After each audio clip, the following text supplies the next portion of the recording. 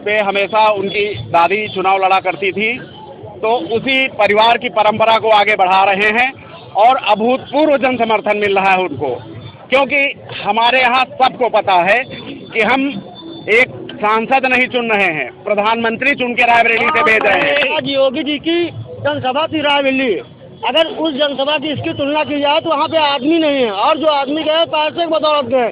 यहाँ पे जो लोग आए हैं निस्वार्थ लोग आए हैं यहाँ पे। कोटेदारों और प्रधानों को आदेश दिया गया है। कल वहाँ पर इसीलिए पत्रकार को मारा गया, उसने किसी महिला से क्वेश्चन किया कि आप क्या करने आई हैं, तो महिला ने कहा मुझे नहीं पता क्या करने आई हूँ मैं। मुद्दा भाई, मोदी जी झूठ बोल के आते हैं, हम लोग सत्य बोल के आते हैं। मोदी जी ने आज तक कोई बात सही नहीं बोली। मैं एक ऐसा आदमी हूँ जो मैंने डायरेक्ट मोदी से एक टेबल पे बैठ के बातचीत की। अब 2024 लोकसभा चुनाव के मद्देनजर राहुल गांधी महाराष्ट्र में जनसभा करने आए थे। राहुल गांधी और प्रियंका गांधी सपोर्टर हैं कांग्रेस के और सपा के, दोनों सपोर्टर से मौजूद हैं। आज भारी संख्या में भीड़ भी थी, ऐसा मानना है लोगों का। मैं बात करता हूँ सीधे इन लोगों से। क्या नाम है? प्रमोद चौधरी। चौधरी जी, आज राहुल गांधी और प्रियंका गांधी की जनसभा थी आपके यहाँ, चुनाव कैसे देख रहे हैं इस बार? बहुत शानदार चुनाव होगा। राहुल जी जननायक की भूमिका में हैं, जैसा कि आप अपने चारों तरफ देख रहे हैं, युवाओं की भीड़ है और सब दिल को टच करने वाले मुद्दों पे वो बात कर रहे हैं। जो झूठे जुमले बता के हमारे वोटों का 10 साल से अपहरण हो रहा था, उससे मुक्ति दिलाने के लिए वो आए हैं हमारे बीच, और ये उनकी पैतृक सीट है।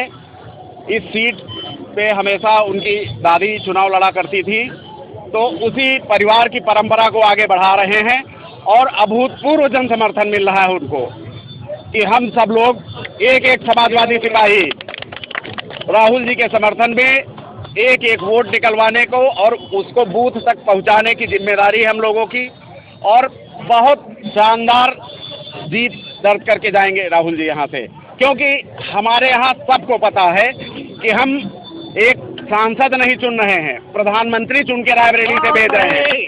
चुनाव कैसे देख रहा है? चुनाव बहुत अच्छा है। योगी जी की जनसभा थी रायबरेली, अगर उस जनसभा की इसकी तुलना की जाए तो वहाँ पे आदमी नहीं है, और जो आदमी गए पैसे की बदौलत गए। यहाँ पे जो लोग आए हैं निस्वार्थ लोग आए हैं यहाँ पे, भर के आए हैं, पता है किसी के पैसे से नहीं आई है, कोई फंडिंग नहीं हुई। और यहाँ के वहाँ की तुलना की जाए तो जमीन और आसमान का फर्क है। और यहाँ कोटेदारों और प्रधानों को आदेश दिया गया है। कल वहाँ पर इसीलिए पत्रकार को मारा गया, उसने किसी महिला से क्वेश्चन किया कि आप क्या करने आई हैं, तो महिला ने कहा मुझे नहीं पता क्या करने आई हूँ मैं, मुझे पैसे दिए गए थे, प्रधान ने पैसे दिए इसलिए मैं यहाँ आई हूँ। उस पत्रकार से वीडियो क्लिप कराने के लिए भाजपाइयों ने उसको जितना मारा है बहुत पीटा है। जबकि सही बात यह है कि इस मेन स्ट्रीम मीडिया जिस तरह से उनको पैट्रोनाइज कर रही है, उस स्थिति में आप यूट्यूब के जो चैनल चला रहे हैं आप ही लोगों ने मीडिया की जो भूमिका होती है चतुर्थ स्तंभ के लोकतंत्र में, उसको आप लोगों ने बचा रखा है।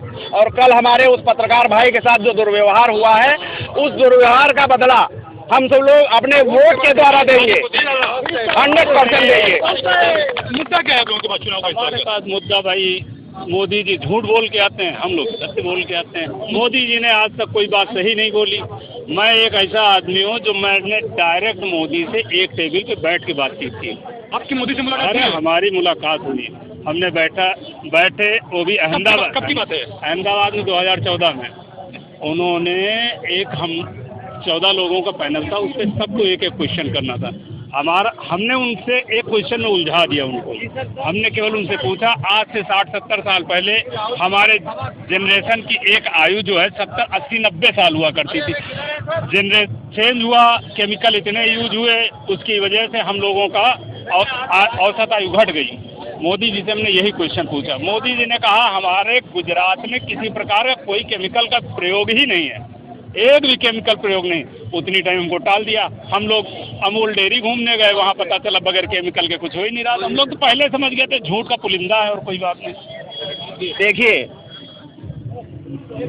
राहुल जी की जैसे अभी आप लोगों ने स्पीच सुनी होगी, सभी प्रमुख 5 मुद्दों पे वो बात कर रहे हैं और सीधे दिलों को कनेक्ट कर रहे हैं। वो नारी शक्ति वंदन की बात करते हैं, और हम आप सभी बहुत अच्छे से जानते हैं कि महिलाओं पे इनके बड़े बड़े नेताओं के द्वारा और इनके मंत्री पदधारी लोगों के द्वारा कितने जघन्य अपराध हुए और आज तक वो आज़ाद घूम रहे हैं। दूसरी बात किसान की बात, जो इस देश का अन्नदाता है, धरती का सीना चीर कर अन्न उपजाता है और पूरे देश का पेट भरता है, और इनका भी पेट भरता है, जो उस किसान की, उस अन्नदाता की राहों में कीले बिछाने का काम करते हैं, दीवारें खड़ी करने का काम करते हैं, उसके ऊपर लाठियों की बौछार करते हैं। मोदी जी तो कहते हैं हमने महिलाओं के लिए काम किया, महिलाओं को गैस दी और किसानों को 2-2 हजार रुपए दे रहे हैं। अरे तो गैस दी भैया, 350 की गैस 1250 की बिकवा रहे हैं। वो गैस सिलेंडर जो है ना, स्टूल का काम दे रही है, दोबारा गैस भरवा नहीं पा रहा है कोई।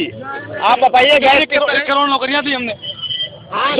2 करोड़ नौकरियों का वादा किया था कि प्रतिवर्ष 2 करोड़ नौकरियां देंगे। मात्र कोरोना काल देख लीजिए 2 साल का, 20 करोड़ नौकरियां खा गए। और हमारे सभी प्रमुख जो सार्वजनिक क्षेत्र के उपक्रम थे, उनमें से अधिकांश को इन्होंने या तो प्राइवेट सेक्टर को 49% दे दिया है या इससे भी ज़्यादा भागीदारी दे दी है, जिससे कि वो मनमाने ढंग से वसूली कर सके और इस देश की संपदा को लूट सके। राहुल गांधी ने कहा 1 लाख रुपए सालाना हर प्रत्येक महिला को देंगे, कहाँ से लाके देंगे इतना पैसा? संसाधन देश के हैं, संसाधन जनता के हैं, जनता के ही संसाधनों से मोदी जी भी जो कुछ कर रहे हैं। तो सीधी सी बात है, वो गिनती के 25 आदमियों के लिए 16,000 करोड़ रुपए माफ कर सकते हैं, और हम तो सवा अरब हैं। ठीक है, हमारी आबादी 1-1 रुपया अगर उससे टैक्स का वसूला जाता है तो हम 1.25 अरब रुपए एक दिन में दे सकते हैं। संसाधन हमारे हैं, सारे जो जन सुविधाएं हम ले रहे हैं, और हर चीज में जैसे टैक्स की अक्सर वो बात करते हैं कि नॉन टैक्स पेयर्स है, जो बार बार सुविधाओं की, बुनियादी सुविधाओं की बात करते हैं। साबुन खरीदते हैं उसमें टैक्स देते हैं, तेल खरीदते हैं उसमें टैक्स देते हैं, दाल खरीदते हैं उसमें टैक्स देते हैं। डायरेक्ट टैक्स नहीं, इनडायरेक्ट टैक्स दे रहे हैं। और इन्होंने 16% जीएसटी की बात करके 28% जीएसटी लगा दी। अपने हीरा व्यवसायी कारपोरेट मित्रों को ये बहुत न्यून मात्रा में जीएसटी लगाकर उनको सुविधाएं पहुंचा रहे हैं, और हमारे किसान भाई जो ट्रैक्टर खरीदते हैं उससे 28% जीएसटी वसूल रहे हैं। आप बताइए कौन सा लोकतंत्र है और कौन किसान की आय दुगनी कर रहे हैं? वो लोग तो कह रहे हैं एक बार तो सीट राजनीति की जीत चुके थे, इस बार उस क्लीन चिट मारेंगे 4 दफा। कहने दीजिए, वो तो बहुत सारा झूठ बोल के 10 साल से हमारे लोकतंत्र का अपहरण कर रहे हैं। मैं आपके चैनल के माध्यम से बताना चाह रहा हूँ कि मैं राम नरेश गौड़ बीएड टेट 2011 का अभ्यर्थी रहा हूँ। इन लोगों ने इतना झूठ बोल करके सत्ता हथियाने का काम किया। 2 करोड़ नौकरियों की बात कही थी, हम लोग उसी झांसे में आ गए कि अब तो हम लोग बीएड टेट 2011 पास, हमको नौकरी मिल जाएगी आसानी से। लेकिन इन झूठे बाल मक्कारों ने हम लोगों को 11 साल से कोर्ट कचहरी के चक्कर में दौड़ाते रहे, आज भी हम लोगों को नौकरी नहीं मिली।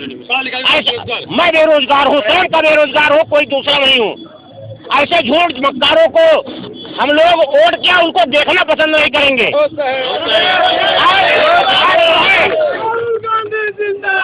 बता रहे हैं, इस तरह अपने मन को सांत्वना दे रहे हैं। कहीं कोई जीते मेरे रावली में 5 लाख वोटों से राहुल गांधी जीतेंगे और राहुल गांधी देश के प्रधानमंत्री बनने जा रहे हैं।